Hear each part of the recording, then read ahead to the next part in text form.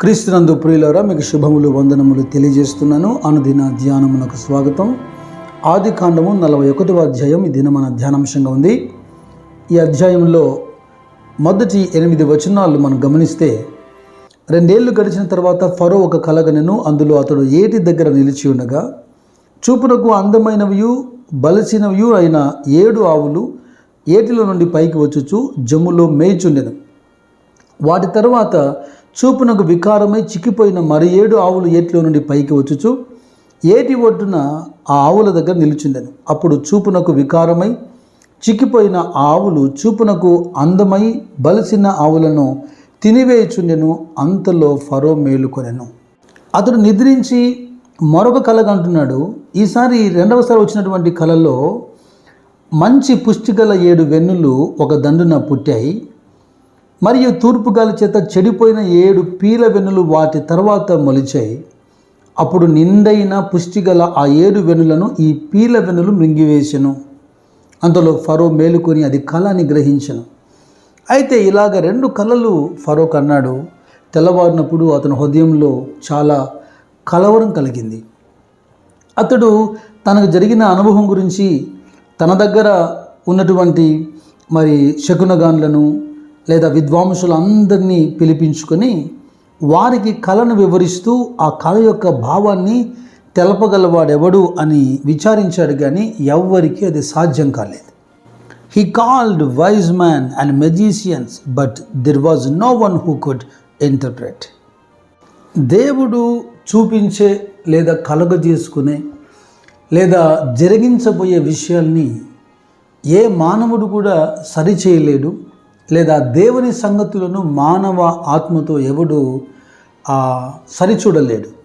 అపోస్తలుడైన పౌలు సంఘంతో మాట్లాడుతున్నప్పుడు అదే మాట అంటాడు, దేవుని సంగతులను కనుగొనగలవాడెవడు?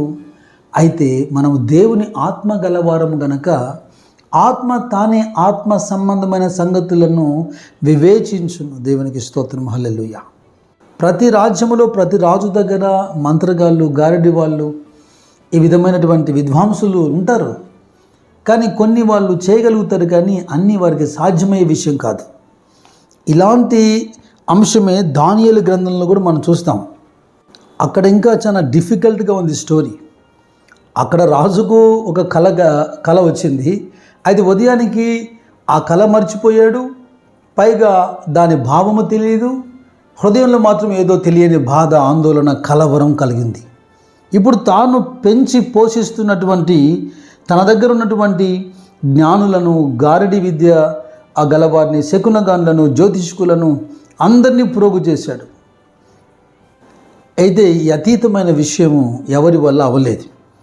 దానియేలుని పిలిపించినప్పుడు అక్కడ కూడా చెరసాల్లోంచి దానియేలుని పిలిపిస్తారు. దానియేలు పిలిపించినప్పుడు దానియేలు ఒక మాట అంటాడు. దానియేలు గ్రంథం 2వ అధ్యాయం 27-28 వచనాల్లో, దానియేలు రాజసముఖంలో ఇలాగ ప్రత్యుత్తరమిచ్చెను. రాజరిగిన ఈ మర్మము జ్ఞానులైనను, గారడి విద్య గలవారైనను, శకునగాన్లైనను, జ్యోతిష్కులైనను చెప్పజాలరు. అయితే మర్మములను బయలుపరచగల దేవుడొకడు పరలోకమందున్నాడు. అంచె దినములందు జరగబోయే విషయాల్ని దేవుడు రాజుకు బయలుపరిచాడు అని ఈ మర్మాన్ని దానియేలు రాజుకు వివరిస్తున్నాడు.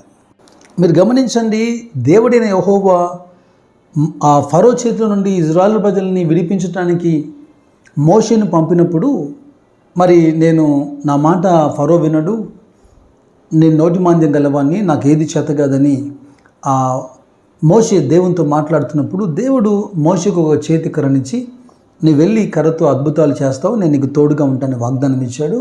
మోషే ఐగుప్తుకి వెళ్ళాడు. తన చేతిలో ఉన్న కర్రను కింద పడివేశాడు. అది పాముగా మార్చబడింది. అయితే ఐగుప్తులో ఉన్న శకునగాన్లు కూడా అలాగ చేశారు. రెండవదిగా మోషే నీటిని కొట్టి రక్తంగా మార్చాడు. ఐగుప్తులో ఉన్న మంత్రజ్ఞులు అలా చేశారు. ఇవన్నీ కూడా నిర్గమకాండం 7వ అధ్యాయము 8వ అధ్యాయంలో మనం చూస్తాం. కానీ ప్రాముఖ్యమైన విషయం ఏంటంటే 8వ అధ్యాయం నిర్గమకాండంలో 18వ వచనంలో, శకునగాన్లు కూడా పేలను పుట్టింపవలని తమ మంత్రముల చేత అట్లు చేసిరి, కానీ అది వారి వలన కాకపోయెను. There is some evil powers in this world. పడద్రోయబడినటువంటి లూసిఫర్, మన అనుచరులు ఈ భూమి మీద పెత్తనం చెలాయిస్తున్నాడు కనుక, ఎంతో కొంత ఆ శక్తిని వాడు కలిగి ఉన్నాడు కనుక కొంతవరకు వాడు ప్రయత్నాలు చేస్తూ ఉంటాడు. కానీ వారికి సమస్తము సాధ్యమయ్యే పని కాదు. ఒక కఠినమైన అంశము విషయము రాజు ఎదురుగా ఉన్నప్పుడు ఆయన జ్ఞానులను, మంత్రజ్ఞులను, శకునగానులను పిలువనంపుతున్నాడు. నా ప్రియ సహోదరి సహోదరులారా, మన జీవితం గురించి మనం జాగ్రత్తగా ఆలోచన చేద్దాం. పరిస్థితులు గుండా మనం వెళ్తున్నప్పుడు, వివాహం కానివ్వండి లేదా మరొక అంశం కానివ్వండి, రకరకాల అనుభవాలు గుండా మనం వెళ్తున్నప్పుడు చాలా సందర్భాల్లో దేవుని పిల్లలయ్యిండి కూడా ఇలాంటి పద్ధతిని అనుసరించేవారు మనలో అనేక మంది ఉన్నారు. ఒక కఠినమైన సమస్య వాళ్ళ ఎదురుగా రాగానే వెంటనే వారికి జ్ఞాపకం వచ్చేది ఇలాంటి లోకల్ రిసోర్సెస్. ఎక్కడికి మనం వెళ్దాం, దేని ద్వారా దీన్ని మనం బాగు చేద్దాం, దేని ద్వారా దీన్ని మనం తెలుసుకుందాం. దేవుడు మాట్లాడకపోతే ఎవరు నీకు జవాబిస్తారు?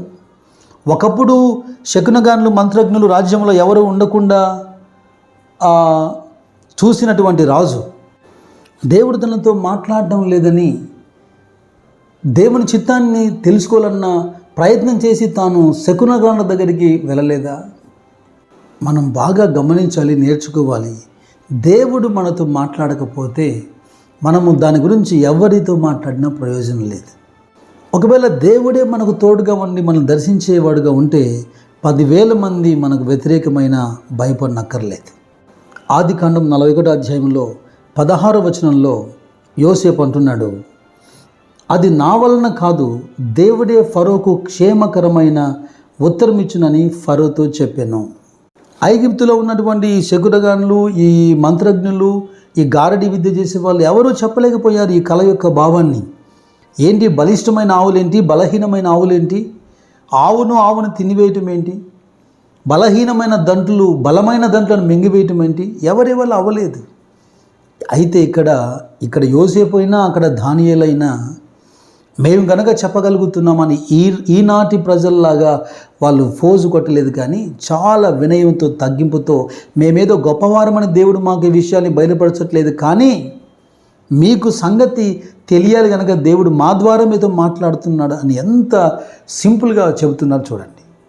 ఈ రోజుల్లో కూడా దేవుడు అనేకులను దర్శిస్తున్నాడు, మాట్లాడుతున్నాడు, కలలు ఇస్తున్నాడు, దర్శనాలు ఇస్తున్నాడు, వాటిని వివరిస్తున్నాడు. అయితే దానియేలులాగా మనం కూడా మంచి మనసు కలిగి 2వ అధ్యాయం 30వ వచనంలో దానియేలు అంటాడు, ఇతర మనుషుల కంటే నాకు విశేష జ్ఞానం ఉండుట వలన ఈ మర్మం నాకు బయలుపరచబడలేదు. ఇంత గొప్పటి తగ్గింపు మన జీవితాల్లో చాలా అవసరమైంది. అద్భుతాలు, సూచక్రియలు, మహత్కార్యాలు జరుగుతున్నప్పుడు అపోస్తుల ద్వారా అందరూ వారిని చూసి దేవతలు మన మధ్యకి దిగొచ్చారేమో అని ఆలోచిస్తున్నప్పుడు లేదా మాట్లాడుతున్నప్పుడు, బహిరంగంగా వాళ్ళని పూజించే ప్రయత్నాలు చేస్తున్నప్పుడు పౌలు కొరింథీ 2వ పత్రిక 3వ అధ్యాయంలో 5వ వచనంలో అనలేదా, మా వలన ఏదైనా అయినట్లుగా ఆలోచించుకున్నట్టుకు మా అంతటా మేమే సమర్థులమని కాదు, మా సామర్థ్యము దేవుని వలన కలిగి ఉన్నది. ఆత్మ సంబంధమైనటువంటి ఈ లోకముతో దేవునితో మనము కనెక్ట్ అయినప్పుడు జరిగే అంశాలు అనేకమై ఉన్నాయి. అవి కొందరికి గోచరం కావట్లేదు, వాళ్ళ మనసుకు రావట్లేదు. కనుకనే తెలియక ఇష్టానుసారంగా అనేక రకములుగా విమర్శించడం మనం చూస్తున్నాం ఈ లోకంలో. అక్కడ ఐగుప్తులో యోసేపు ఎదురుగా లౌకిక సంబంధమైన జ్ఞానం కలిగి, యోసేపు కంటే ఎక్కువగా చదువుకున్న నేర్పరులు అక్కడ ఉన్నారు, కానీ వాళ్ళందరూ ఫెయిల్ అయిపోయారు. అలాగే ఈ లోక జ్ఞానము, తత్వము, సైన్స్ ఒక రోజున ఫెయిల్ అవుతుందేమో, బట్ గాడ్ నెవర్ ఫెయిల్స్. ఈ ప్రజలే అంటున్నారు, యోసేపు ఆ కలల భావం చెప్పిన తర్వాత రాజుకును అక్కడున్న అధిపతులకు, ఈ గారడి వాళ్లకు అందరికీ సమ్మతి అనిపించింది. నిజమే, ఇది ఈ 7 సంవత్సరాలకు సంబంధించింది. 7 మంచి సంవత్సరాలు, పంట మంచిగా పండే సంవత్సరాలు రాబోతున్నాయి. ఆ తర్వాత 7 కరువు సంవత్సరాలు రాబోతున్నాయి. కనుక ఈ 7 సంవత్సరాల్లో మరి జ్ఞాన వివేకం కలిగిన ఒక మనుషుడు పై విచారణకర్తగా ఉండి ఈ యొక్క ధాన్యమంతటిని సమకూర్చి 7 సంవత్సరాల్లో దేశాన్ని కాపాడుకోవాలని చెప్పిన ఈ కళ భావం అందరికీ సమ్మతించింది. అప్పుడు ఫరో అంటాడు, ఇతని వలె దేవుని ఆత్మగల మనుష్యుని కనుగొనగలమా అంటున్నాడు. Please lean on God's power. నా ప్రియ సహోదరి సహోదరులారా, దేవుని యొక్క శక్తి సామర్థ్యాల మీద మనం ఆధారపడాలి. యోసేపుకు అట్టి జ్ఞానము, అట్టి ఆత్మ ఇచ్చినవాడు ఆయనే. ఇదంతా కూడా యోసేపు దర్శనం నెరవేర్చేందుకు దేవుడు చేస్తున్న అద్భుతకరమైనటువంటి పని. దాదాపుగా 13 సంవత్సరాలుగా వేరే దేశంలో బానిసగా పనివాడిగా బ్రతుకుతున్నవాడు విద్య నేర్చుకొని జ్ఞానం సంపాదించుంటాడా? కేవలం అతనుకున్న భయభక్తుల ద్వారా దేవుని కృపను బట్టి దైవ దర్శనాన్ని బట్టి దేవుడు అతనికి ఇచ్చిన జ్ఞానము, వివేకము, ఆత్మ. తన జీవితంలో కలిగిన దర్శనం యొక్క నెరవేర్పుకు కావలసిన వనరులన్నీ కూడా దేవుడి సమకూరుస్తున్నాడు. Your vision resource is God. చూడండి, ఆ అపనింద ద్వారా చెరసాలలో వేయబడినటువంటి ఈ యోసేపు చెరసాల నుంచి బయటకు వచ్చేసాడు. ఎప్పుడైతే ఈ కళ యొక్క భావం చెప్పాడో ఏకంగా ఆ రాజ్యంలో గవర్నర్గా నియమించబడ్డాడు. 44-45 వచనాల్లో వివాహం జరుగుతుంది. మరి 51-52 వచనాల్లో సంతానం కలిగింది. ఆ దేశంలో దేవుడు ఒక అథారిటీ ఇచ్చాడు, రిచెస్ అండ్ ఆనర్. తర్వాత వివాహం చేశాడు. తర్వాత మనస్సే, ఎఫ్రాయిం అనే కుమారులను ఇచ్చాడు. తన గతమంతా మర్చిపోయేట్టుగా మనస్సే అనే కుమారుణ్ణి, తను అభివృద్ధి పొందేట్టుగా ఎఫ్రాయిం అనే కుమారుణ్ణి దేవుడిచ్చాడు. దేవునికి స్తోత్రం, హల్లెలూయా. కనుక మనం జటిలమైన పరిస్థితులు గుండా వెళ్తున్నప్పుడు ఇటు అటు పరిగెత్తాల్సిన అవసరం లేదు, వారిని పిలవాల్సిన అవసరం లేదు. Call on your God. మర్మములన్నీ బయలుపరచగల, కార్యములన్నీ నెరవేర్చగల పరలోకమందున్న ఈ దేవుని మీద ఆధారపడి ముందుకు సాగుదుముగాక. దైవ చిత్తానుసారంగా మీరు పొందిన ప్రతి కళను దేవుడు నెరవేర్చునుగాక. అటు ఆత్మీయంగాను ఇటు భౌతికంగాను యోసేపు వలె ఆత్మీయ భౌతిక అభివృద్ధి పదాన నడిపించునుగాక. God bless you.